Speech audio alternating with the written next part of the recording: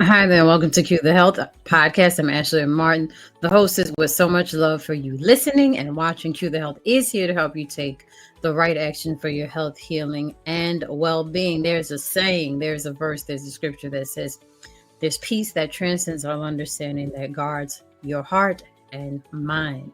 It is something that we need right now. Peace that guards our hearts and our minds in a time where there's lots of chaos and there's lots of war and there are a lot of changes that are present and on the horizon. Having peace in our hearts and in our minds is crucial. Think about this. How much time and money have you yourself personally spent in seeking peace? Or perhaps in seeking what peace produces in whatever form, whether it's peace of mind, whether it's peace in your relationships, whether it's peace in your home, whether it's peace in your finances, whether it's peace in your decision making. Over the next couple of episodes, we'll get into how to embrace and live in that inner peace that we all need and many of us desire to have. Right? Again, when things are going ooh, all on the outside, one of the biggest blessings, one of the biggest gifts that you could have is having peace on the inside in your heart and in your mind. So we'll get into the first key in this episode, and the next time we'll get into the next key. And so today's first key is maintaining a positive perspective. Having a positive perspective does not mean that you are in denial about a situation or a circumstance or a reality that may not be the most ideal at the current time. What it does mean is that you trust that things are going to work out for good, right? Or that good will come out of the things that you've experienced.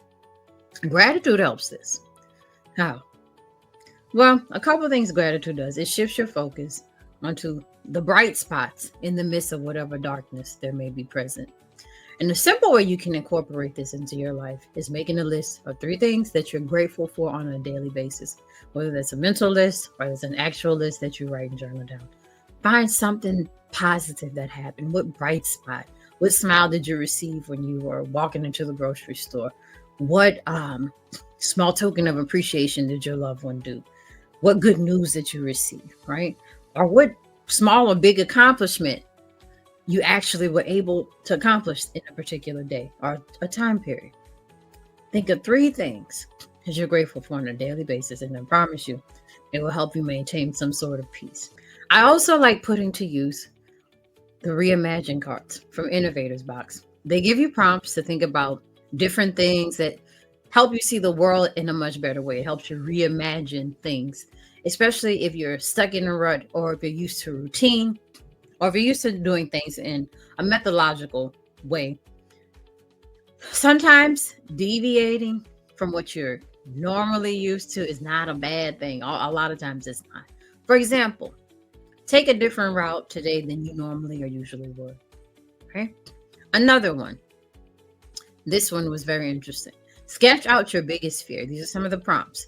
Sketch out your biggest fear today and ask yourself why you're afraid of it. Another card had this one. This was one of my favorite ones. Find a quote that inspires you and write down 3 reasons why you're inspired by that quote. Even better, if you print or write out the quote in front of you and keep it handy, it'll keep inspiring you throughout the day. And then, of course, always pray. Ask God to help you have a positive attitude in the midst of whatever it is.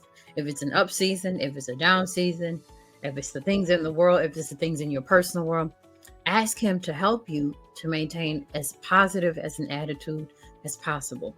Of course, lean into those moments where you have others' emotions. I'm not saying stuff your emotions because that's not healthy at all. You want to process them, but you want to at least hang on to the hope that things are going to work out for the good. Again, something good is going to come out of it, and things are going to work out for good. And we want to make prayer a first defense and not a last resort, right? So not our the plan that we're going to fall back on plan B. No, let prayer be your plan A. Let prayer be your plan A. If there's something that you're dealing with or going through, just remember that choosing positivity over negativity starts with one small thought or one small action. One small thought, one small action. You won't have to do everything all at one time.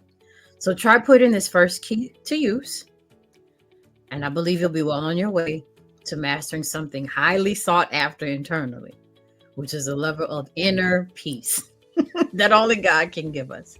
And of course, He gives us the tools to be able to do that. It'll cover your heart and it'll cover your mind. If you know someone who could benefit from hearing or putting of this use, please don't hesitate to share it with them. Sharing is caring, and if something has worked for you, and if you want to share something that you know with others, don't hesitate to leave it in the comments on YouTube. Until next time, bye-bye.